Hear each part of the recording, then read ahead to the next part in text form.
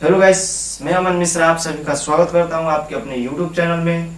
बचपन की कहानियों में होती ये जो कहानी है वो होने वाली है एक वीर योद्धा पे जो अपने गांव को बचाते बचाते शहीद हो गया।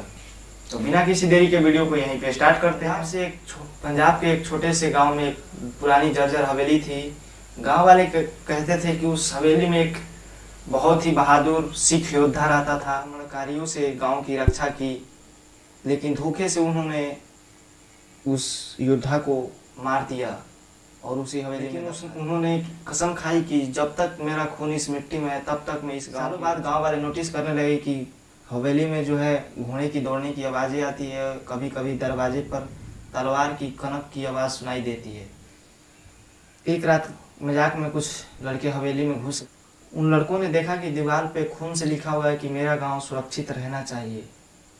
तभी अचानक दरवाज़ा बंद हो गया और एक बड़ा सा लंबा सिख योद्धा खड़ा दिखाई दिया जिसकी आंखें लाल थी, तलवार एकदम चमक रही थी। तभी अचानक दरवाज़ा बंद हो गया और कमरे में एक लंबा सिख योद्धा खड़ा दिखा जो हाथों में तलवार लिए, आंखों में आंख लाल एकदम आग की जैसी। गांव के बुजुर्ग बताते हैं कि वो योद्धा है जो सालों पहले मर गया था गांव को बचाते बचाते। उसने जो कसम खाई थी मरते समय कि मेरी खून जब तक इस मिट्टी में मिली है मैं इस मिट्टी की रक्षा करूंगा।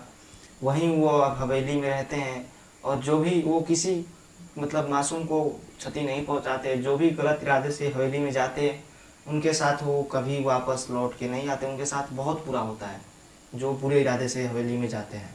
एक बार कुछ तस्करों ने गांव में घुसकर चोरी करने की कोशिश की, लेकिन रात के 12 बजे एक आवाज़ सुनाई दी गांव वालों को जो बोले सो निहाल शस्त्रीय काल। और उसके बाद सुनाई दी एक तलवार की कनक। सुबह तक सभी तस्करे गायब हो गए और उनकी बस टूटी हुई हड्डियां और खून से लथपथ शरीरें मिली। गांव के गुरुद्वारे में उनके लिए अरदास हुई और अगले दिन हवेली में गुरु ग्रंथ साहिब की प्रकाश हुई और उसके बाद अब हवेली से आवाज़ आना थोड़ा कम हो गया।